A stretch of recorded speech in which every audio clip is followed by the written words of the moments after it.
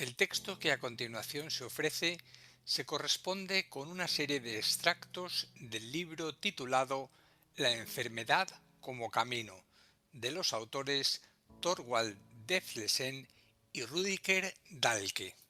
Se enmarca en el contexto del encuentro de buena voluntad cuya nota clave es COVID, tiempos de oportunidad y de aceleración de la evolución humana.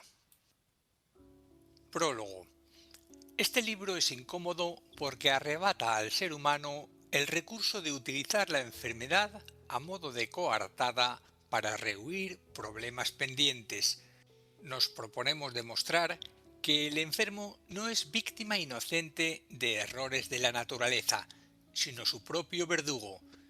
Y con esto no nos referimos a la contaminación del medio ambiente, a los males de la civilización, a la vida insalubre ni a villanos similares, sino que pretendemos situar en primer plano el aspecto metafísico de la enfermedad.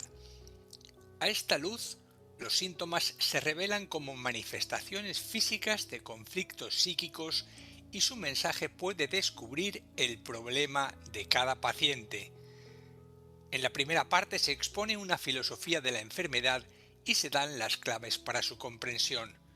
En la segunda parte se exponen los cuadros clínicos con su simbolismo y su carácter de manifestaciones de problemas psíquicos. Simultáneamente, hemos utilizado el tema de la enfermedad como base para muchos temas ideológicos y esotéricos cuyo alcance rebasa el marco de la enfermedad. Está dedicado a las personas que se sienten dispuestas a caminar en lugar de sentarse a la vera del camino, a matar el tiempo con malabarismos y especulaciones gratuitas. Este libro suscitará muchos antagonismos, pero esperamos que llegue a manos de aquellos que, sean pocos o muchos, puedan utilizarlo de guía en su caminar. Solo para ellos lo hemos escrito. Múnich, febrero de 1983. Los autores. Los procesos funcionales nunca tienen significado en sí. El significado de un hecho se nos revela por la interpretación que le atribuimos. Por ejemplo, la subida de una columna de mercurio en un tubo de cristal carece de significado hasta que interpretamos este hecho como manifestación de un cambio de temperatura. Cuando las personas dejan de interpretar los hechos que ocurren en el mundo y el curso de su propio destino, su existencia se disipa en la incoherencia y el absurdo. Para interpretar una cosa hace falta un marco de referencia que se encuentre fuera del plano en el que se manifiesta lo que se ha de interpretar. Por lo tanto, los procesos de este mundo material de las formas no pueden ser interpretados sin recurrir a un marco de referencia metafísico.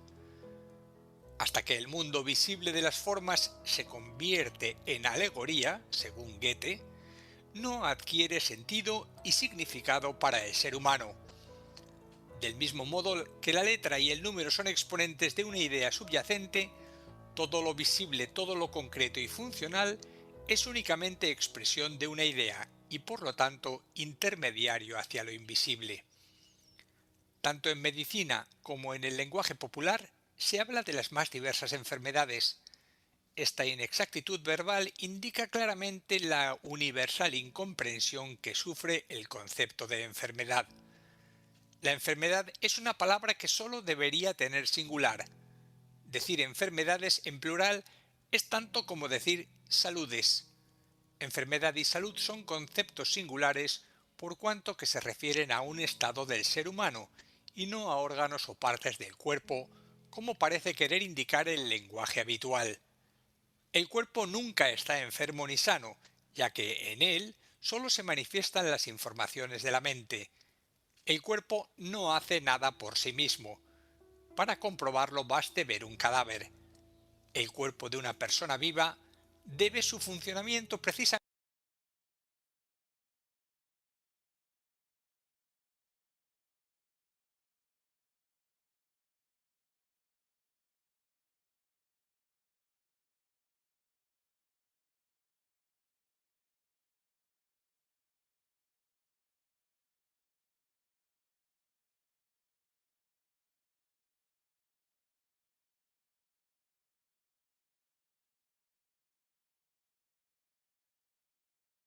de un modo determinado, se produce un modelo que nos parece armonioso y por ello le llamamos salud.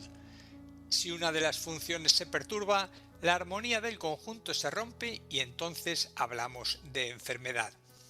Enfermedad, pues, significa la pérdida de una armonía o también el trastorno de un orden hasta ahora equilibrado. Después veremos que en realidad, contemplada desde otro punto de vista, la enfermedad es la instauración de un equilibrio. Ahora bien, la pérdida de armonía se produce en la conciencia, en el plano de la información, y en el cuerpo solo se muestra. Por consiguiente, el cuerpo es vehículo de la manifestación o realización de todos los procesos y cambios que se producen en la conciencia. Así, si todo el mundo material no es sino el escenario en el que se plasma el juego de los arquetipos, con lo que se convierte en alegoría, también el cuerpo material es el escenario en el que se manifiestan las imágenes de la conciencia. Por lo tanto, si una persona sufre un desequilibrio en su conciencia, ello se manifestará en su cuerpo en forma de síntoma. Síntomas hay muchos, pero todos son expresión de un único e invariable proceso que llamamos enfermedad y que se produce siempre en la conciencia de una persona. Sin la conciencia, pues, el cuerpo no puede vivir ni puede enfermar. Aquí conviene entender que nosotros no suscribimos la habitual división de las enfermedades en somáticas, psicosomáticas, psíquicas y espirituales. Esta clasificación sirve más para impedir la comprensión de la enfermedad que para facilitarla. El antiguo concepto de las enfermedades del espíritu es totalmente equívoco, dado que el espíritu nunca puede enfermar. Se trata exclusivamente de síntomas que se manifiestan en el plano psíquico, es decir, en la conciencia del individuo. Cuando en el cuerpo de una persona se manifiesta un síntoma, éste, más o menos, llama la atención, interrumpiendo con frecuencia bruscamente la continuidad de la vida diaria. Un síntoma es una señal que atrae atención, interés y energía, y por lo tanto impide la vida normal. Un síntoma nos reclama atención, lo queramos o no. Esta interrupción que nos parece llegar de fuera nos produce una molestia y desde ese momento no tenemos más que un objetivo: eliminar la molestia. El ser humano no quiere ser molestado y ello hace que empiece la lucha contra el síntoma. La lucha exige atención y dedicación. El síntoma siempre consigue que estemos pendientes de él. Lo que debemos eliminar no es el síntoma, sino la causa. Por consiguiente, si queremos descubrir qué es lo que nos señala el síntoma, tenemos que apartar la mirada de él y buscar más allá. En suma, la enfermedad es un estado que indica que el individuo en su conciencia ha dejado de estar en orden o armonía. Esta pérdida del equilibrio interno se manifiesta en el cuerpo en forma de síntoma. El síntoma es, pues, señal y portador de información, ya que con su aparición interrumpe el ritmo de nuestra vida y nos obliga a estar pendientes de él. El síntoma nos señala que nosotros como individuo, como ser dotado de alma, estamos enfermos, es decir, que hemos perdido el equilibrio de las fuerzas del alma. El síntoma nos informa de que algo falla, denota un defecto, una falta. La conciencia ha reparado en que para estar sanos nos falta algo. Esta carencia se manifiesta en el cuerpo como síntoma. El síntoma es, pues, el aviso de que algo falla. Cuando el individuo comprende la diferencia entre enfermedad y síntoma, su actitud básica y su relación con la enfermedad se modifican rápidamente. Ya no considera el síntoma como su gran enemigo cuya destrucción debe ser su mayor objetivo, sino que descubre en él a un aliado que puede ayudarle a encontrar lo que le falta y así vencer la enfermedad. Porque entonces el síntoma será como el maestro que nos ayude a entender a nuestro desarrollo y conocimiento, un maestro severo que será duro con nosotros si nos negamos a aprender la lección más importante. La enfermedad no tiene más que un fin: ayudarnos a subsanar nuestras faltas y hacernos sanos. El camino del individuo va de lo insano a lo sano, de la enfermedad a la salud y a la salvación. La enfermedad no es un obstáculo que se cruza en el camino, sino que la enfermedad en sí es el camino por el que el individuo va hacia la curación. Cuanto más conscientemente contemplemos el camino, mejor podrá cumplir su cometido. Nuestro propósito no es combatir la enfermedad, sino servirnos de ella. Para conseguir esto, tenemos que ampliar nuestro horizonte.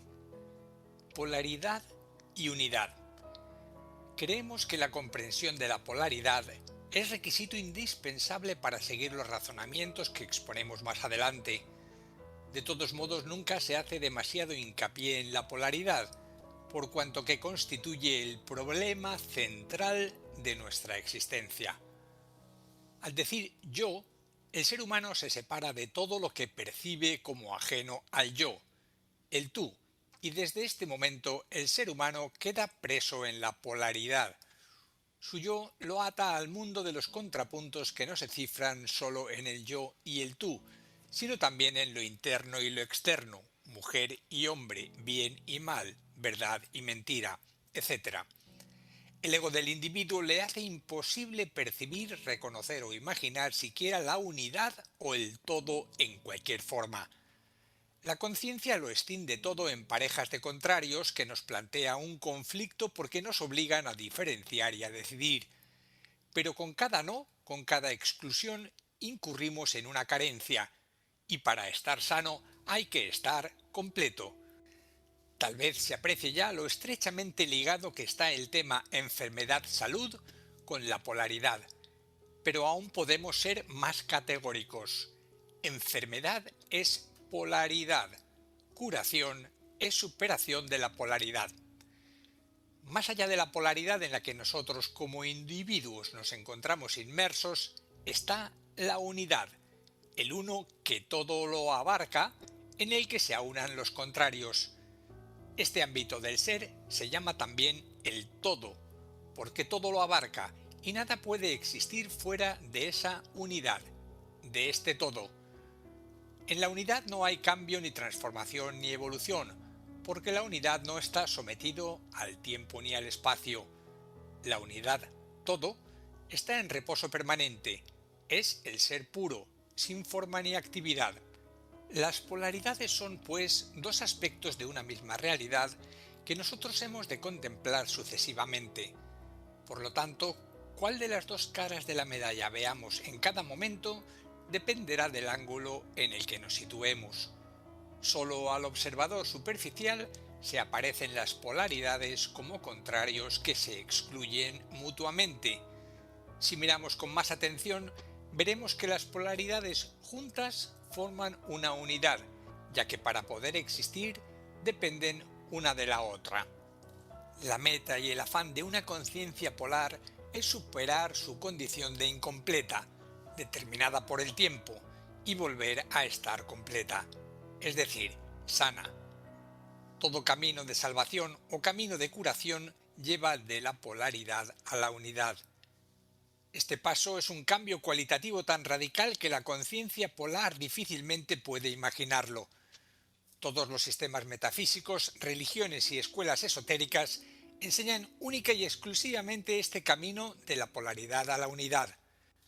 Jesús llamaba a la polaridad este mundo y a la unidad el reino de los cielos o la casa de mi Padre, o simplemente el Padre. No tenemos de Jesús ninguna exhortación, ni una sola, de mejorar el mundo y convertirlo en paraíso, pero con cada frase trata de animar al ser humano a dar el paso que conduce a la salvación, a la salud. Pero, en un principio, este camino atemoriza, puesto que pasa por el sufrimiento y el horror. El mundo solo puede vencerse asumiéndolo. El sufrimiento solo puede destruirse asumiéndolo, porque el mundo siempre es sufrimiento. El esoterismo no predica la huida del mundo, sino la superación del mundo. La superación del mundo, empero, no es sino otra forma de decir superación de la polaridad, lo cual es lo mismo que renunciar al yo, al ego, pues sólo alcanza la plenitud aquel al que su yo no le separa del ser. La pérdida de este punto de referencia metafísico hace que en nuestro tiempo la vida carezca de sentido para mucha gente, porque el único sentido que nos queda se llama progreso. Pero el progreso no tiene más objetivo que más progreso, con lo cual lo que era un camino se ha convertido en una excursión. Para la comprensión de la enfermedad y la curación, es importante entender qué significa realmente curación. Si perdemos de vista que curación significa siempre acercamiento a la salud cifrada en la unidad, buscaremos el objetivo de la curación dentro de la polaridad, y el fracaso es seguro. Lo único que nos salva del dilema es la idea de que dentro de la polaridad no existe el bien ni el mal absoluto, es decir, objetivo, ni lo justo ni lo injusto. La solución se encuentra exclusivamente en ese tercer punto desde el cual todas las alternativas, todas las posibilidades, todas las polaridades aparecen igual de buenas y verdaderas o igual de malas y falsas, ya que son parte de la unidad y por lo tanto su existencia está justificada porque sin ellas el todo no estaría completo. La sombra. Llamamos sombra, en la acepción que da a la palabra Jung, a la suma de todas las facetas de la realidad que el individuo no reconoce o no quiere reconocer en sí, y que por consiguiente descarta. La sombra es el mayor enemigo del ser humano. La tiene y no sabe que la tiene ni la conoce. La sombra hace que todos los propósitos y los afanes del ser humano le reporten, en última instancia, lo contrario de lo que él perseguía. La ley de la resonancia dice que nosotros solo podemos conectar con aquello con lo que estamos en resonancia. Esto entraña una irónica ley a la que nadie puede sustraerse. Lo que más ocupa al ser humano es aquello que rechaza, y de este modo se acerca al principio rechazado hasta llegar a vivirlo.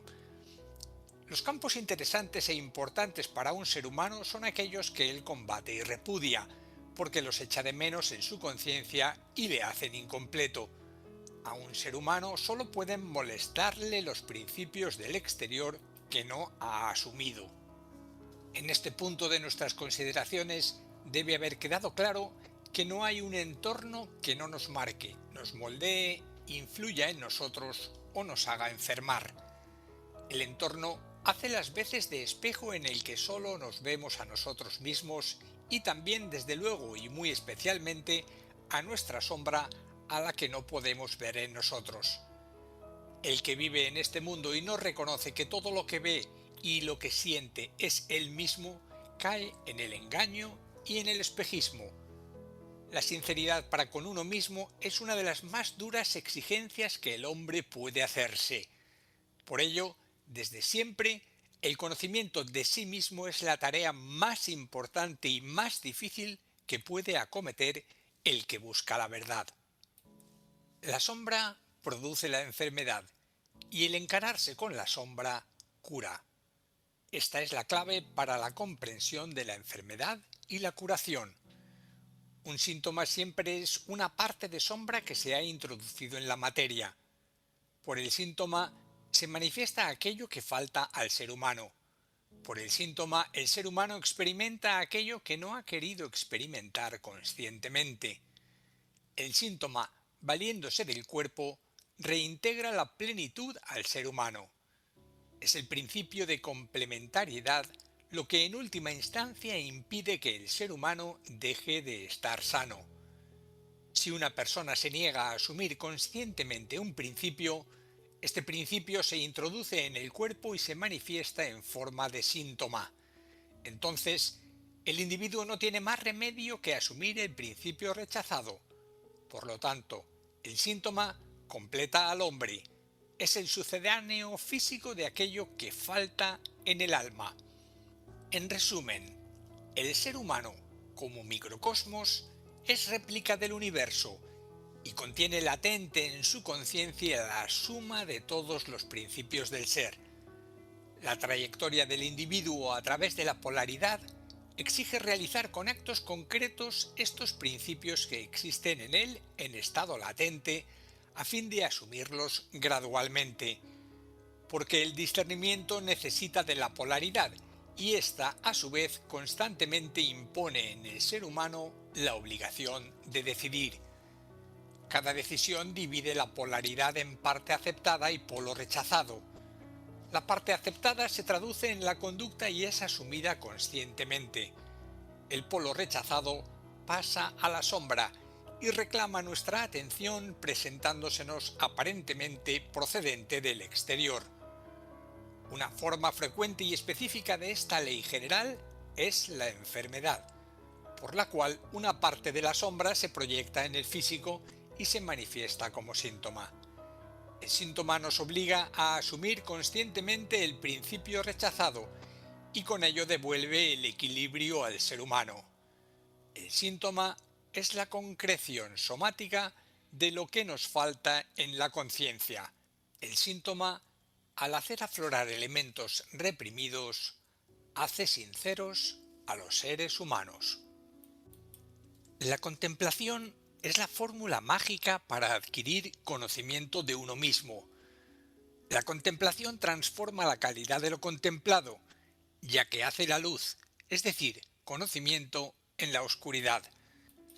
Los seres humanos siempre están deseando cambiar las cosas, y por ello les resulta difícil comprender que lo único que se pide al hombre es ejercitar la facultad de contemplación. El supremo objetivo del ser humano, podemos llamarlo sabiduría o iluminación, consiste en contemplarlo todo y reconocer que bien está como está. Tenemos que aprender a contemplar las cosas y los hechos de este mundo sin que nuestro ego nos sugiera de inmediato un sentimiento de aprobación o repulsa. Tenemos que aprender a contemplar con el espíritu sereno los múltiples juegos de Maya. Cada valoración nos ata al mundo de las formas y preferencias. Mientras tengamos preferencias, no podremos ser redimidos del dolor y seguiremos siendo pecadores, desventurados, enfermos. Y subsistirá también nuestro deseo de un mundo mejor y el afán de cambiar el mundo. El ser humano sigue pues engañado por un espejismo. Cree en la imperfección del mundo y no se da cuenta de que solo su mirada es imperfecta y le impide ver la totalidad.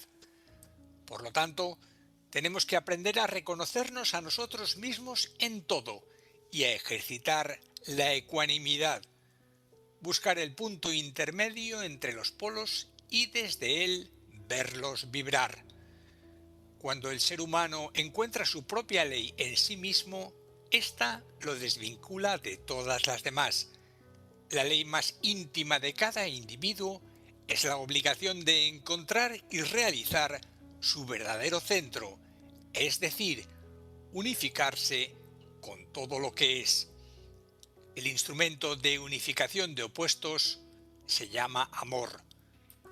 El principio del amor es abrirse y recibir algo que hasta entonces estaba fuera. El amor busca la unidad. El amor quiere unir, no separar. El amor es la clave de la unificación de los opuestos, porque el amor convierte el tú y el yo en tú. El amor es una afirmación sin limitaciones ni condiciones. El amor quiere ser uno con todo el universo. Mientras no hayamos conseguido esto, no habremos realizado el amor. Si el amor selecciona, no es verdadero amor, porque el amor no separa y la selección separa. El amor no conoce los celos, porque el amor no quiere poseer, sino inundar. El símbolo de este amor, que todo lo abarca, es el amor con el que Dios ama a los hombres. Aquí no encaja la idea de que Dios reparte su amor proporcionalmente, y menos aún los celos, porque Dios quiera a otros. Dios, la unidad, no hace distinciones entre bueno y malo, y por eso es el amor. El sol envía su calor a todos los humanos y no reparte sus rayos según merecimientos. Únicamente el ser humano se siente impulsado a lanzar piedras. que no le sorprenda por lo menos que siempre se apedree a sí mismo. El amor no tiene fronteras. El amor no conoce obstáculo. El amor transforma. Amad el mal y será redimido.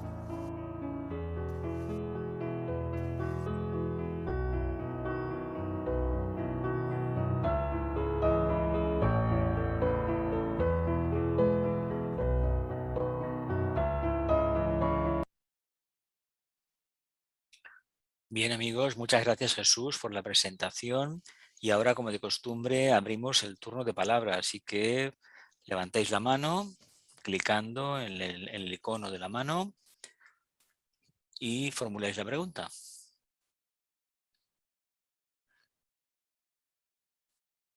Bueno, mientras Adelante, aparece la habla, primera mano, habla, mientras habla. aparece la primera mano, yo quería darle gracias a Josep y a todos los que formáis parte de este encuentro, porque yo creo que ha funcionado, por lo menos para mí, como una especie de centro atractivo magnético, eso que Vicente Beltrán Anglada llamaba centro de tensión espiritual.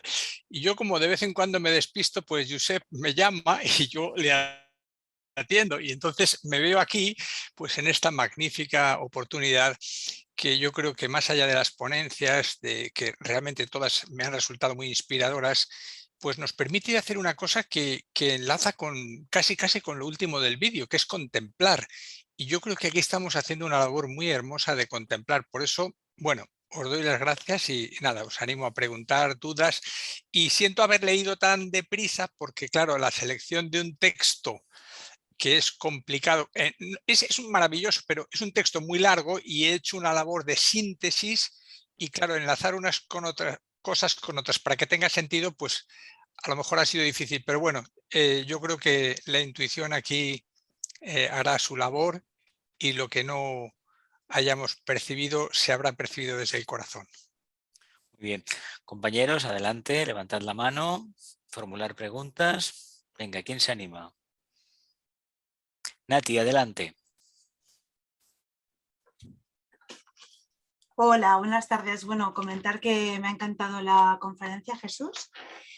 Y bueno, quería comentar una cosa. Has hablado de sufrimiento y yo quería también comentar que cuando una persona está enferma hay que tener en cuenta que esa persona tiene un dolor físico, o sea, no es un sufrimiento, no es algo solamente mental, ¿no? De que le des vueltas a la cabeza los pensamientos, sino que hay un dolor físico y que me parece muy importante.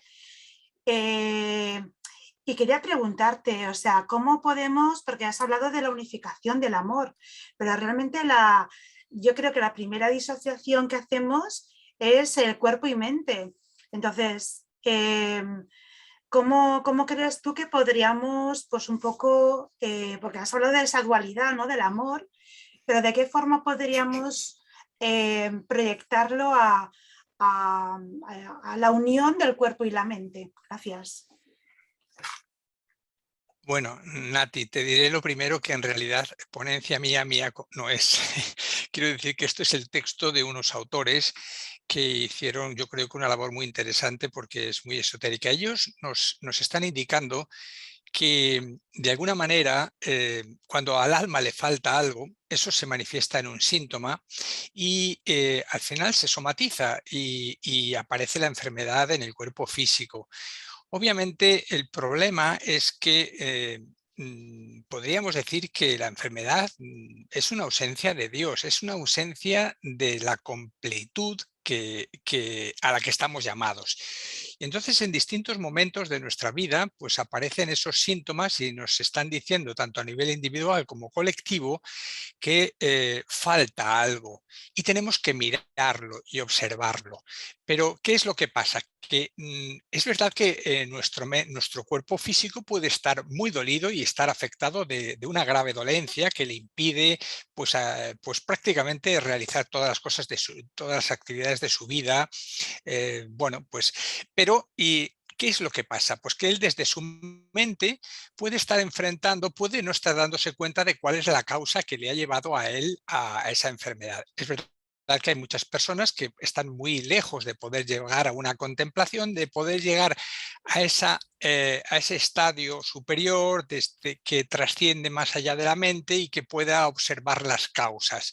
Bueno, yo creo que de todas maneras todos los seres humanos tenemos una inteligencia innata que trasciende, que nos trasciende cuando la mente la dejamos un poco en silencio. Entonces, ¿qué es lo que pasa con tantas personas que nos dicen, oye, mira, estaba estresadísimo, no sé qué, tal cual, y he tenido una enfermedad, he tenido que parar? Bueno, pues esto que estamos viviendo colectivamente con el COVID es que necesitábamos parar porque llevábamos unos modos de vida que bien sí se pueden traducir en lo físico como dolencias determinadas, pero tienen una causa más allá. Entonces, ¿quién es el que está observando? ¿Quién observa? ¿El enfermo? ¿La personalidad?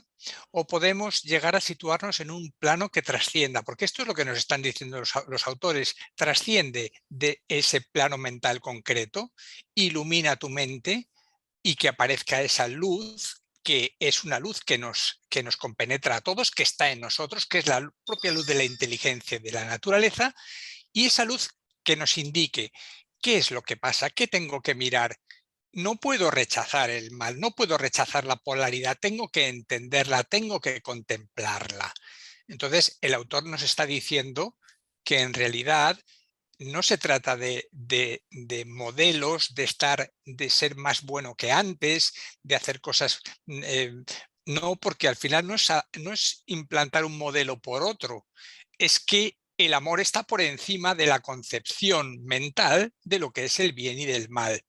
Es una cuestión compleja y que necesitamos necesariamente la intuición para comprenderla. Con la mente concreta no podremos hacerlo. No sé si respondo, si me he extendido mucho, Nati. Sí, bueno, sí, sí, yo lo he entendido el mensaje, pero lo que te quería, y sé que bueno, que no es, que ha sido un extracto de un libro, que por cierto intenté leer, pero me pareció un poco complicado y un poco denso. Lo que te quería decir es que a veces me da la impresión de que vamos a lo complejo. O sea, tú estás hablando de una iluminación, de una inspiración, pero desde mi punto de vista creo que, que no, desde mi punto de vista, no podemos llegar a esa observación si no abrazamos y si no acogemos lo que nos está pasando y si no hacemos las paces, para mí, en primera instancia, con el cuerpo. Entonces, es lo que un poco pues quería comentarte, ¿no? O sea, está muy bien la idea, ¿no? Está genial, pero no trata el cuerpo, o sea, no trata ese amor, no lo enfoca hacia el cuerpo. O sea, lo que me llama la atención es Sí, que lo sí, dirige hacia Nati, arriba, pero creo no, que no, verás, desde arriba tú tienes que amar la enfermedad. Es claro, decir, tú no tienes que rechazar la enfermedad que estás padeciendo en tu cuerpo, porque no hay cuerpo ni mente ni cuerpo que no sean parte de tu ser. Entonces tú, en la contemplación, en la observación de lo que te está pasando, tú no rechazas la enfermedad.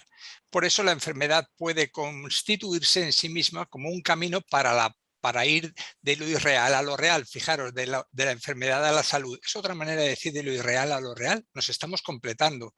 Lo que pasa es que a veces el cuerpo físico duele mucho y ¿quién quiere aceptar que le duela mucho el cuerpo físico? Hay que trascenderlo, hay que entenderlo. Si no entendemos, es decir, esto al final es un problema de visión y solamente mirando la enfermedad sin huir de ella, sin tratar de paliar el síntoma, le doy una medicinita y me olvido de la causa y vuelve a repetirse porque si la causa no está mirada, no está vista, no está comprendida, nos va a pasar lo de siempre. ¿Más preguntas, compañeros? Ricardo, adelante. Antes que nada, Jesús, sí, ver que este trabajo en verdad nos da una visión muy amplia.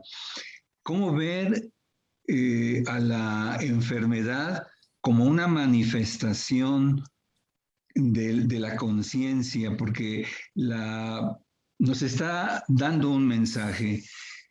El elemental constructor físico es el que está sufriendo, tiene la enfermedad.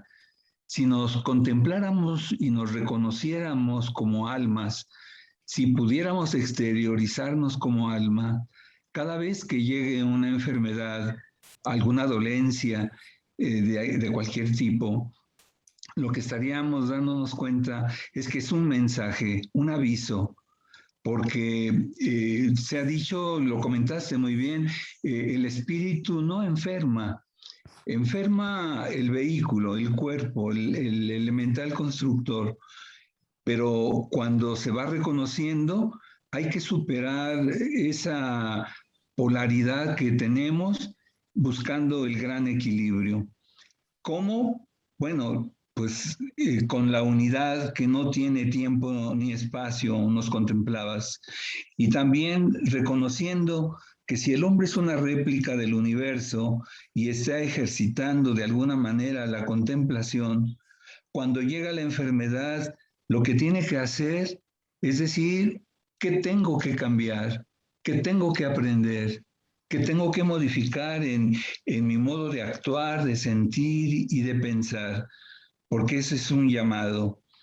El hombre tiene que aprender a ver la totalidad y ver la ley como uno mismo, nos señalabas muy bien hace rato. Y el gran resumen que finalmente nos haces cuando nos hablas de que el amor en verdad es la unión. El amor no distingue, el amor se entrega en totalidad. ¿Cómo curar la enfermedad? Buscando lo supremo, buscando la unidad, reconociéndonos como almas, ver cuál es el mensaje de lo que tenemos que aprender a través de esa enfermedad, encontrar el equilibrio y seguir adelante. Ese es el comentario y agradecerte tan bella exposición. Me ha encantado. Gracias, Jesús. Muy bien, Ricardo. Adelante, Jesús. Bueno, nada que decir a lo que has comentado, Ricardo. Estoy absolutamente convencido de que esa es la línea. La línea es la comprensión de la unidad y vivir la vida desde esa unidad y contemplarlo todo desde esa unidad sin hacer crítica ni separación de nada. Y es que el problema es que en el mundo de la dualidad y de la polaridad rige la ley de la atracción y la repulsión, y nosotros por afinidad, por esas líneas de menor resistencia de las que hablábamos en otras ponencias, pues pues nos sentimos tan afines que son al final los egregores los que nos piensan y los que nos acaban nos ponen en el sentir y en el pensar que no es el sentir del ser. Entonces nos manifestamos como modos imperfectos y no nos permitimos ser el ser, que podría expresarse de infinitos modos y maneras según convenga en función de lo que sea, lo que acontezca, lo que sea el presente, lo que el presente. Ahora mismo estamos viviendo una pandemia que no ha finalizado. No hemos resuelto las causas, por tanto, esto no acaba sino de empezar. Otra cosa es que hayamos paliado los síntomas. ¿Qué tenemos que hacer como humanidad?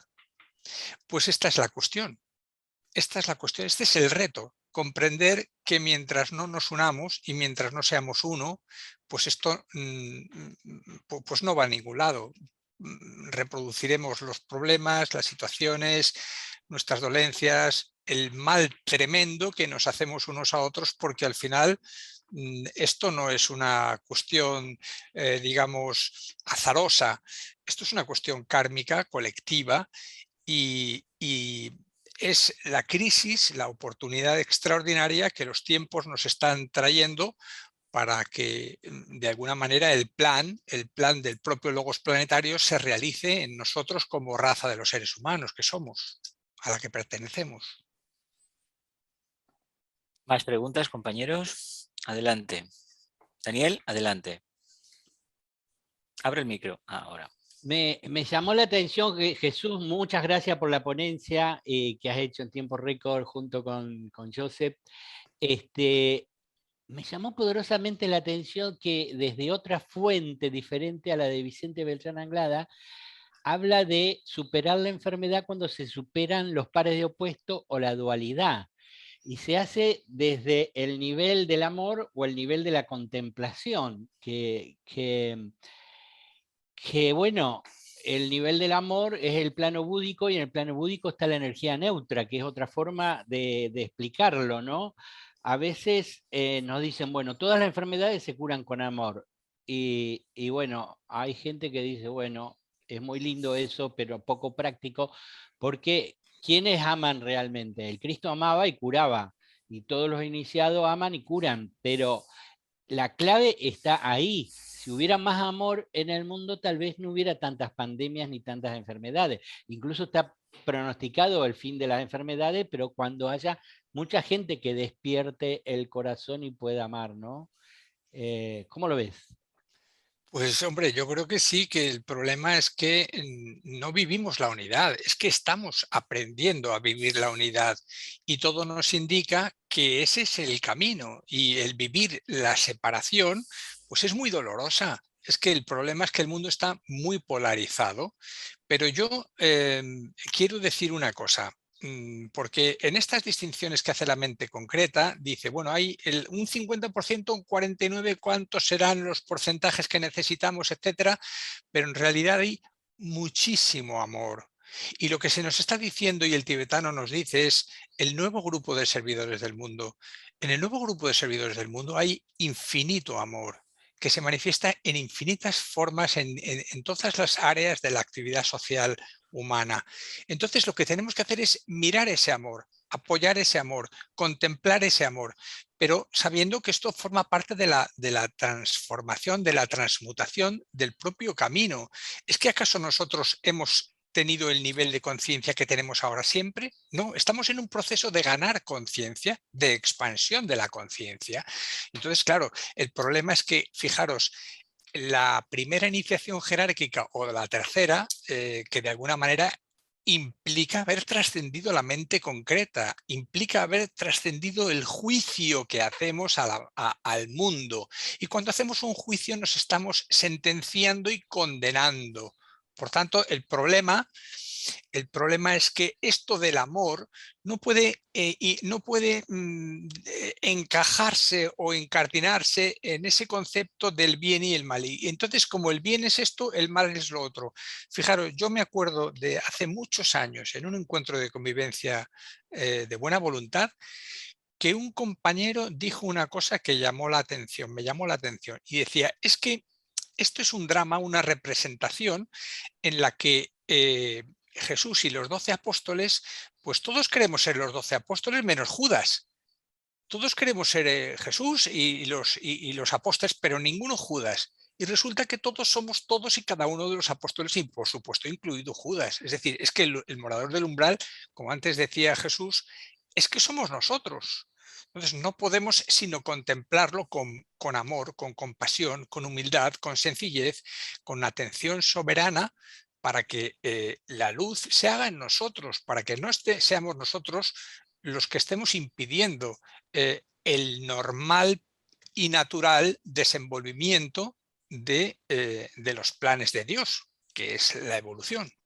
Es decir, el problema es que hay una fricción en tanto que cuando queremos algo para el yo separado, estamos separándonos. Y entonces eso es lo que acaba por provocar que nos demos cuenta de que ya no es tiempo de separación. Pudo haber sido un tiempo porque fue el momento oportuno para vivir esa experiencia, pero tenemos que trascenderlo, tenemos que trascender esa separación y esta pandemia pues nos está diciendo que solo en la unidad, y yo llamo a la esperanza porque ha habido muchísima gente que se ha dado y la vida es pura donación y eso es amor, no importa que se haya expresado en un plano concreto. Más preguntas, compañeros. Adelante, venga. Queda tiempo todavía, unos minutos.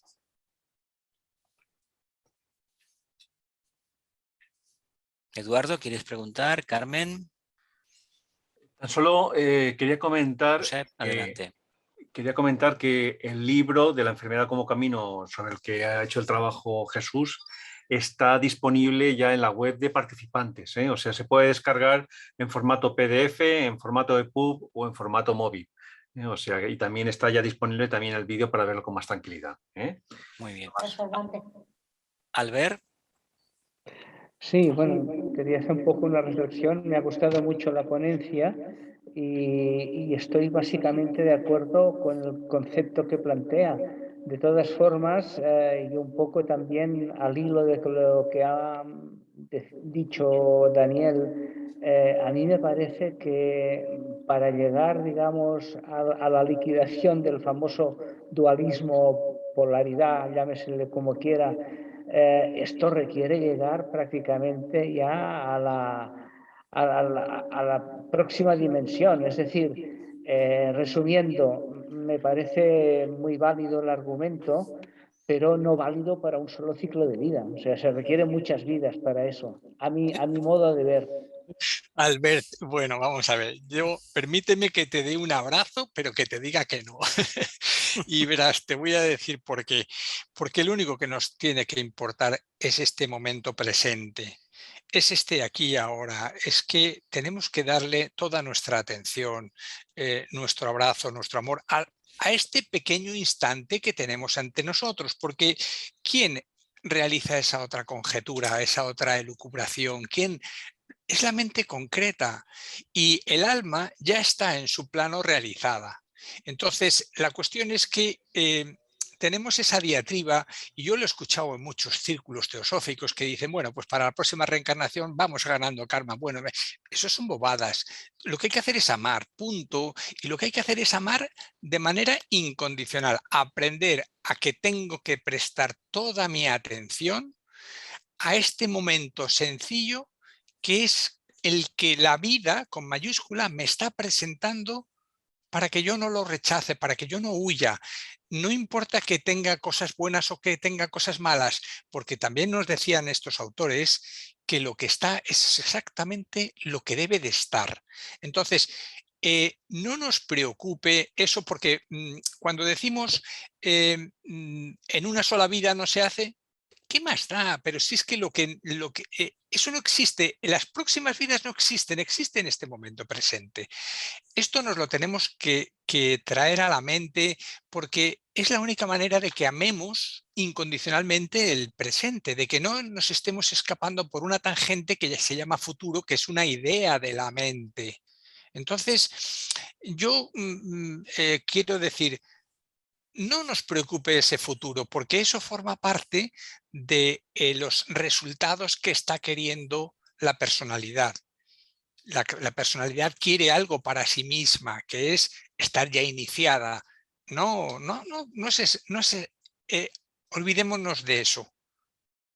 No sé si yo comprendo que es muy difícil contentar con una respuesta de estas, pero digamos, la intimación es a que miremos con mucho amor, con mucho mimo, con mucho cariño, que abracemos el momento, que no digamos que no a nada, porque cada momento es Dios que se está abrazando a nosotros y nos está diciendo qué necesitamos, qué tenemos exactamente que vivir, qué paso del camino dar.